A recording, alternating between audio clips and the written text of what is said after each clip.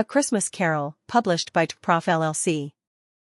A Christmas Carol, written by Charles Dickens in 1843. This edition is adapted into clear, modern English, choosing content over play of words, designed for language learners and casual listeners who want to enjoy the story without grueling language barriers. Chapter 3, The Second of the Three Spirits. Scrooge woke up in the middle of a loud snore. He sat up in bed to gather his thoughts, and he did not need to be told that the clock was about to strike 1. He knew he had woken up at just the right moment to meet the second spirit sent by Jacob Marley. However, Scrooge felt a cold shiver run through him when he wondered which of his bed curtains this new ghost would pull back. To avoid being startled, he drew all the curtains aside himself. He lay back down and kept a sharp eye on the entire room. He wanted to face the spirit the moment it appeared and did not want to be taken by surprise. Scrooge was prepared for almost anything. He felt that nothing from a baby to a giant animal would surprise him very much. But while he was prepared for almost anything, he was not prepared for nothing. When the clock struck 1 and no ghost appeared, he began to shake violently. 5 minutes, 10 minutes, 15 minutes went by, and still nothing came. All this time, Scrooge lay in his bed, which was bathed in a bright, reddish light that had flooded the room when the clock struck. Because it was just light and no shape could be seen, it was actually more terrifying than a dozen ghosts. Scrooge had no idea what it meant or where it came from. He even began to worry that he might spontaneously catch fire. Finally, he began to think that the source of this ghostly light might be coming from the next room, where the light seemed to shine strongest. He got up quietly, put on his slippers, and shuffled to the door. The moment Scrooge's hand touched the lock, a strange voice called his name and told him to enter. He obeyed. It was his own living room. There was no doubt about that, but it had undergone a surprising transformation. The walls and ceiling were covered in fresh green leaves so that it looked like a perfect forest grove. Bright, gleaming berries sparkled among the leaves. The crisp leaves of holly, mistletoe, and ivy reflected the light like tiny mirrors. A massive fire was roaring up the chimney, such as Scrooge's cold fireplace had never seen in his own time, or Marley's, or for many winters. Heaped up on the floor to form a kind of throne were turkeys, geese, wild birds, poultry, large cuts of meat, sucking pigs, long wreaths of sausages, mince pies, plum puddings, barrels of oysters, hot chestnuts, red-cheeked apples, juicy oranges, sweet pears, giant cakes, and steaming bowls of punch that filled the room with delicious steam. Sitting comfortably on this couch of food was a jolly giant, wonderful to look at. He held a glowing torch, shaped like a horn of plenty, and held it high to shed its light on Scrooge as he peeked around the door. "Come in," cried the ghost. "Come in. And know me better, man." Scrooge entered timidly and hung his head before the spirit. He was no longer the stubborn, angry Scrooge he had been. Although the spirit's eyes were clear and kind, Scrooge did not want to look him in the eye. "I am the ghost of Christmas present," said the spirit. "Look at me." Scrooge did so respectfully. The ghost wore a simple green robe bordered with white fur. The robe hung loosely on him so his chest was bare. His feet were also bare under the folds of the robe. On his head, he wore a wreath of holly decorated with shining icicles. His dark brown curls were long and free, matching his friendly face, his sparkling eyes, his open hand, his cheery voice, and his joyful air.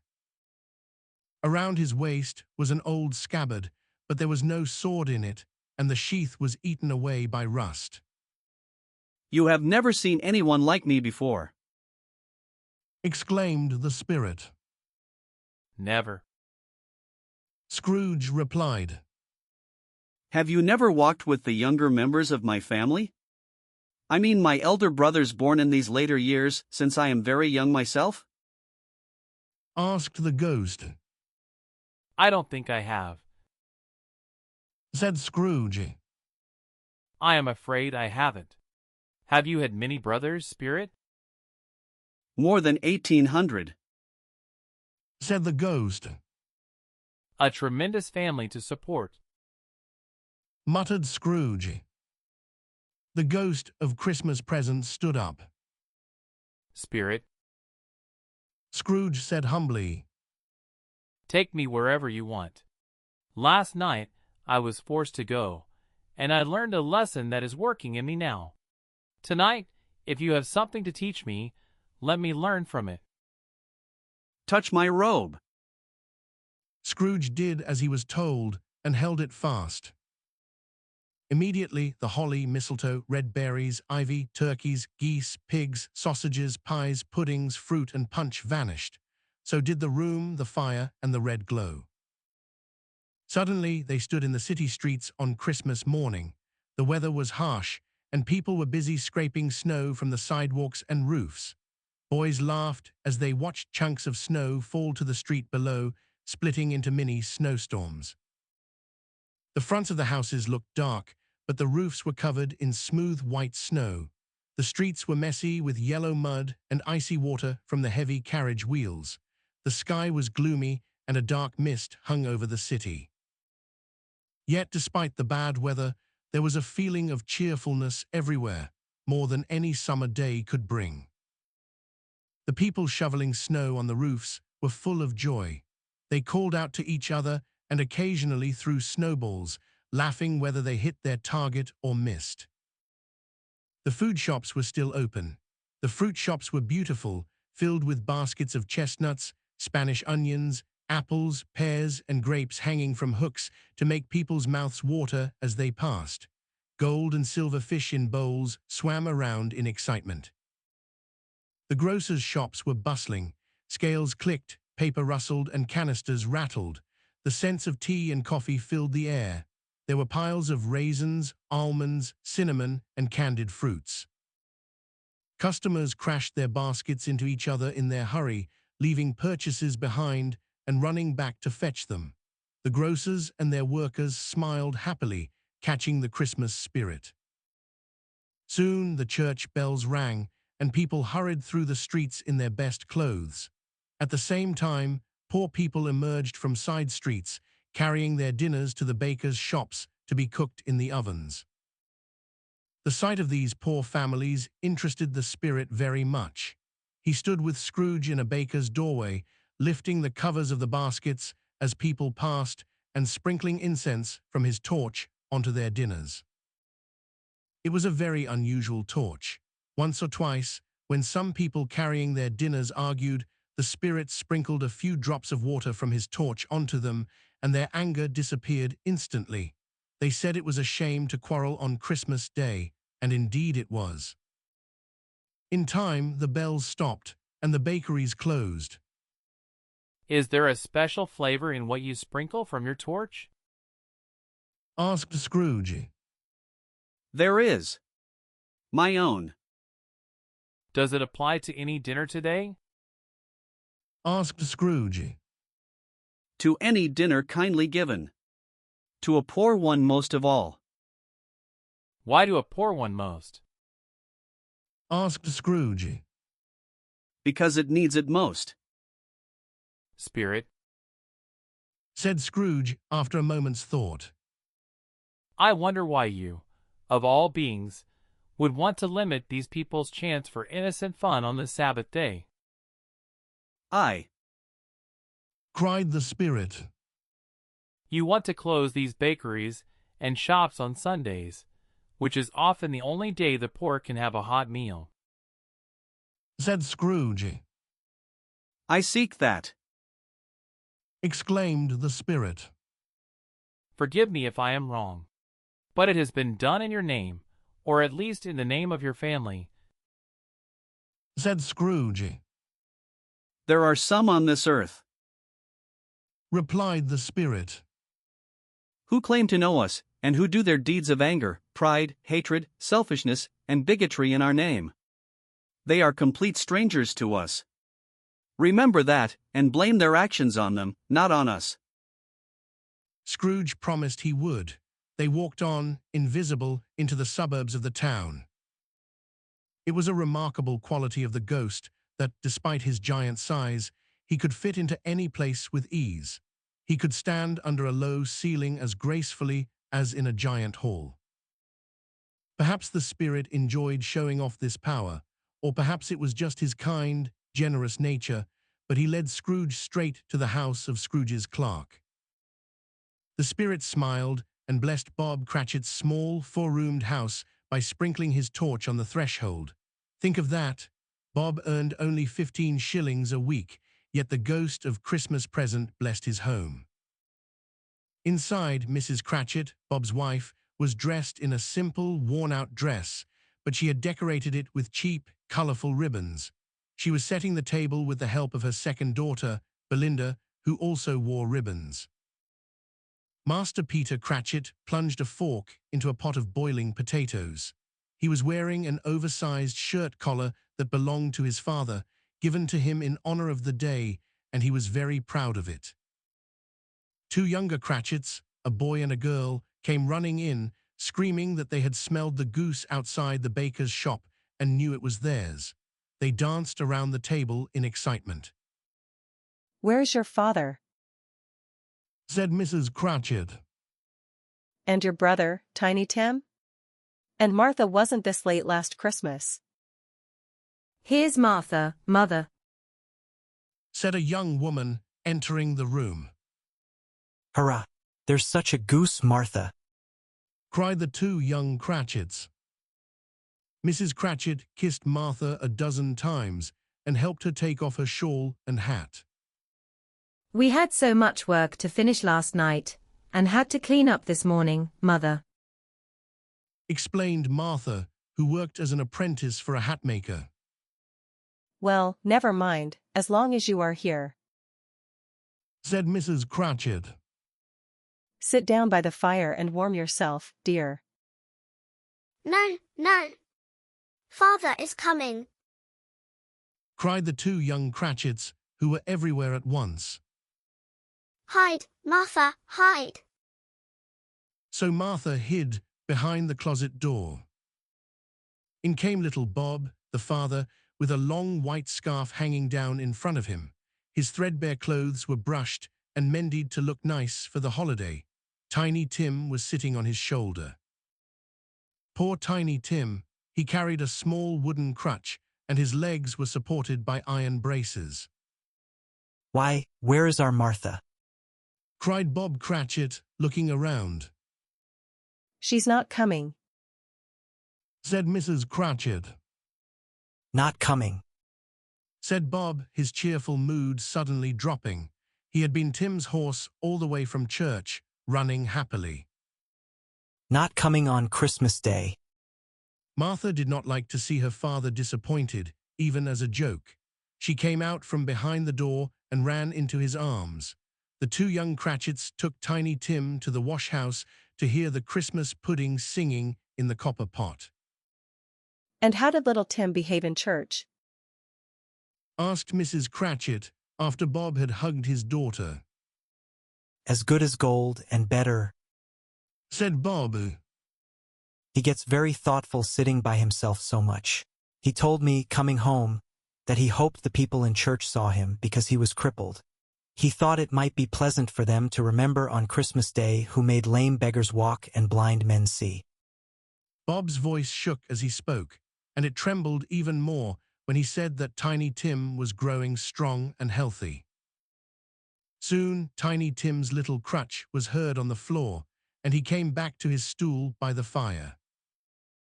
Bob turned up his cuffs and mixed a hot drink in a jug with gin and lemons, putting it on the stove to simmer. Master Peter and the two younger Cratchits went to fetch the goose from the baker's, returning with it in a grand procession. Everyone got busy. Mrs. Cratchit made the gravy hot, Peter mashed the potatoes with energy, Belinda sweetened the apple sauce, Martha dusted the plates, Bob sat Tiny Tim next to him at the table. The younger Cratchits set chairs and put spoons in their mouths to keep from screaming for goose before their turn. Finally, the food was served. After saying grace, there was a quiet pause. Mrs. Cratchit prepared to cut the goose. When she did, and the warm stuffing poured out, a murmur of delight arose. Tiny Tim beat on the table with his knife and weakly cried. Hurrah! There never was such a goose. Bob said he didn't believe a better goose was ever cooked. It was tender, flavorful, and cheap. Combined with apple sauce and mashed potatoes, it was plenty of food for the whole family. Mrs. Cratchit pointed out happily that they hadn't even eaten it all. After the plates were cleared, Mrs. Cratchit left the room alone to fetch the pudding. What if the pudding was not done? What if it broke when she turned it out of the bowl? What if someone had climbed over the wall and stolen it? The children imagined all sorts of horrors. Suddenly, a lot of steam filled the room. The pudding was out of the pot. It smelled like laundry day from the cloth it was wrapped in and like a bakery next door.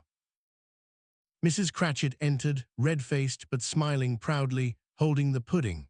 It looked like a hard, speckled cannonball blazing in lighted brandy with a piece of Christmas holly stuck in the top. Oh, what a wonderful pudding! Bob Cratchit said it was the greatest success his wife had achieved since their marriage. Mrs. Cratchit confessed she had been worried about the flour. No one said or thought it was a small pudding for such a large family. It would have been a crime to suggest such a thing. When dinner was finished, the table was cleared, the hearth was swept, and the fire was built up. Apples and oranges were placed on the table, and chestnuts were put on the fire to roast. The Cratchit family gathered around the hearth. Bob poured the hot drink from the jug into 2 glasses and a custard cup without a handle. He served the drinks with a beaming smile while the chestnuts popped on the fire. Bob proposed a toast. A Merry Christmas to us all, my dears. God bless us. God bless us. Echoed the family. God bless us, everyone. Said Tiny Tim, the last of all. Tiny Tim sat very close to his father on his little stool. Bob held his thin, withered hand, wishing to keep the child by his side, fearing he might be taken away.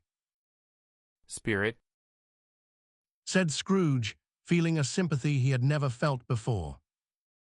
tell me if Tiny Tim will live.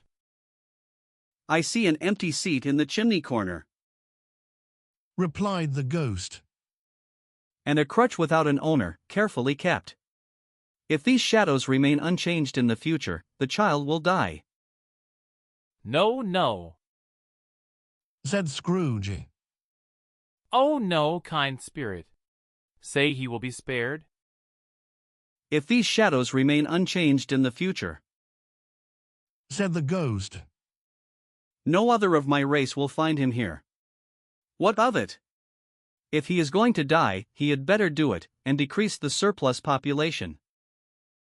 Scrooge hung his head in deep shame to hear his own harsh words quoted by the spirit. He was filled with regret and sadness. Human, Said the ghost. if you have a heart, stop speaking that wicked phrase until you know what the surplus population really is. Who are you to decide who lives and who dies? Perhaps in the eyes of heaven, you are more worthless than millions like this poor man's child. Scrooge bent before the ghost's scolding, looking at the ground in silence, but he looked up quickly when he heard his own name. Mr. Scrooge. Said Bob. I toast to Mr. Scrooge, the founder of the feast. The founder of the feast indeed. Cried Mrs. Cratchit, her face turning red with anger. I wish I had him here. I would give him a piece of my mind to feast upon, and I hope he has a good appetite for it. My dear. Said Bob gently. The children. It's Christmas Day. It must be Christmas Day. She said.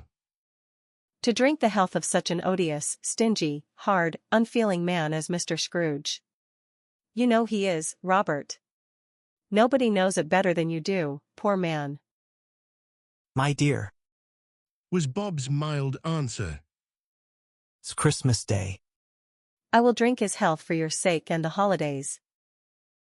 Said Mrs. Cratchit. Not for his. Long life to him.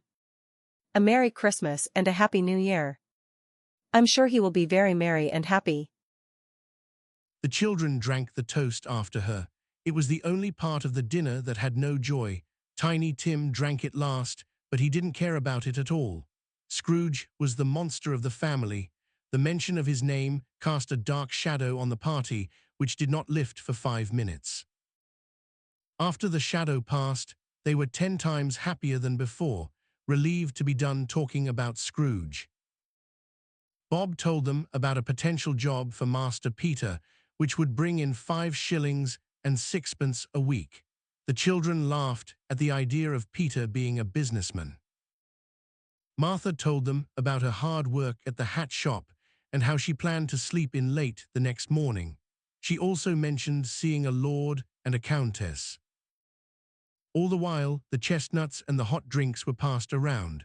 Tiny Tim sang a song about a child lost in the snow, singing in his sweet, sad voice.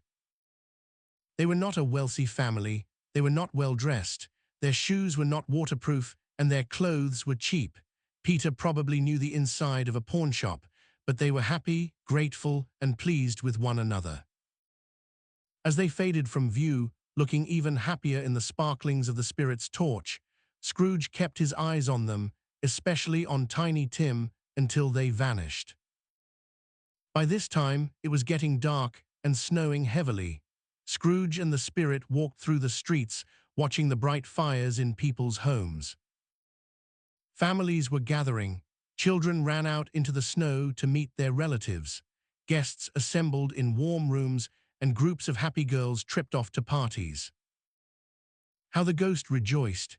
He opened his arms and bared his chest, floating on and spreading happiness over everything. Even the lamplighter laughed as the spirit passed, not knowing he had just been brushed by the spirit of Christmas. Suddenly, without warning, they stood on a bleak and empty moor. Giant stones were scattered around. Nothing grew except moss and rough grass. The setting sun left a streak of fiery red in the west, which quickly disappeared into the dark night. What place is this? Asked Scrooge. A place where miners live, who work deep in the earth. Returned the spirit. But they know me. Look! A light shone from the window of a small mud hut. They passed through the wall and found a happy family gathered around a warm fire. Grandparents, children, and grandchildren, all dressed in their holiday clothes. An old man was singing a Christmas song, and the family joined in the chorus. The spirit did not stay long. He told Scrooge to hold his robe and flew over the moor, out to sea. To Scrooge's horror, he looked back and saw the coast disappear. Below them, waves crashed and roared against dangerous rocks. On a lonely reef of rocks, miles from shore, stood a solitary lighthouse.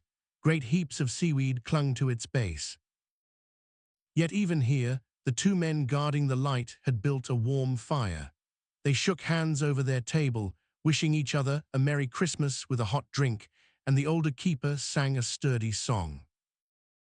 The ghost flew on over the black, roaring sea. They landed on a ship. Standing next to the helmsman and the lookout, they saw every sailor humming a Christmas tune, thinking of home, and speaking kindly to his companions. Every man on board shared in the holiday spirit, remembering those they loved far away. While listening to the howling wind over the dark water, Scrooge was suddenly surprised to hear a loud, hearty laugh. He was even more surprised to recognize it as his nephew's. Suddenly, he found himself in a bright, warm room. The spirit stood smiling next to him, looking at Scrooge's nephew with approval. Ha, ha. Laughed Scrooge's nephew. Ha, ha, ha. Scrooge's nephew had the most contagious laugh. When he laughed, holding his sides and rolling his head, his wife laughed just as hard, and their friends roared with laughter too. He said Christmas was a humbug, as I live. Cried Scrooge's nephew. And he believed it too. Shame on him, Fred. Said Scrooge's niece angrily. She was very pretty, with a dimpled face, a sweet mouth, and the sunniest eyes you ever saw," He's a comical old fellow, said Scrooge's nephew. and not very pleasant. However, his actions punish him, and I have nothing against him. He is very rich, Fred. Noted Scrooge's niece. At least, you always tell me so. What of it, my dear? Said Scrooge's nephew. His money is of no use to him. He doesn't do any good with it. He doesn't make himself comfortable. And he doesn't have the joy of knowing that he is ever going to leave it to us. I have no patience with him. Said Scrooge's niece. The other ladies agreed. Oh, I do. Said Scrooge's nephew. I feel sorry for him. I couldn't be angry with him if I tried. Who suffers from his bad temper? Only himself. He decides he doesn't like us and won't come to dinner. What's the result? He loses a very good dinner. Indeed he does. Said Scrooge's niece. The guests, having just finished a delicious dinner, agreed. After tea they had music. Scrooge's niece played a simple tune on the harp. When Scrooge heard the music, it reminded him of his childhood, and his heart softened. He thought that if he had listened to such music years ago, he might have lived a happier, kinder life. Later they played games. First, they played Blind Man's Buff. Topper was the blind man, and he chased the plump sister in the lace collar everywhere, knocking over chairs and bumping into the piano, always knowing exactly where she was. When he finally caught her in a corner, they whispered together behind the curtains. Scrooge's niece sat in a cozy chair, and the ghost and Scrooge stood close behind her. Everyone played games, and Scrooge joined in too. Forgetting that they could not hear him, he shouted out his guesses, and he was often right. The ghost was delighted to see Scrooge in such a happy mood. Scrooge begged the spirit to let him stay until the guests left, but the spirit said they must go. Here is a new game. Said Scrooge. Just half an hour, spirit, only one. It was a game called Yes and No. Fred had to think of something, and the others had to guess what it was by asking questions. Fred could only answer yes or no. They learned he was thinking of a live animal, a disagreeable and savage animal that growled and talked, lived in London, walked the streets, was not shown for money, and was not a horse, cow, dog, or pig. Fred laughed loudly at every question. Finally, the plump sister cried out, I know what it is, Fred. I know what it is. What is it? Cried Fred. It's your Uncle Scrooge. It certainly was. Everyone laughed, and Fred proposed a toast to Uncle Scrooge with a glass of mulled wine. A Merry Christmas and a Happy New Year to the old man, whatever he is. Said Scrooge's nephew. Uncle Scrooge. Scrooge had become so happy that he would have thanked them in a speech if the ghost had given him time. But the scene vanished as the toast was finished, and they were traveling again. They saw many things and went far. The spirit stood by sickbeds, in hospitals, and in jails, leaving his blessing everywhere. It was a long night. Scrooge noticed that while his own form remained the same, the ghost grew older. His hair turned grey. Are spirits' lives so short? Asked Scrooge. My life on this earth is very short. Replied the ghost. It ends tonight. Tonight. Cried Scrooge. Tonight at midnight. Listen. The time is coming near. The clock struck 11:45. Forgive me for asking. Said Scrooge, looking at the spirit's robe. But I see something strange sticking out from your skirts. Is it a foot or a claw? It might be a claw, for the amount of flesh on it. The spirit replied sadly. Look here. From the folds of his robe, the spirit brought out 2 children. They were wretched, ugly, and miserable.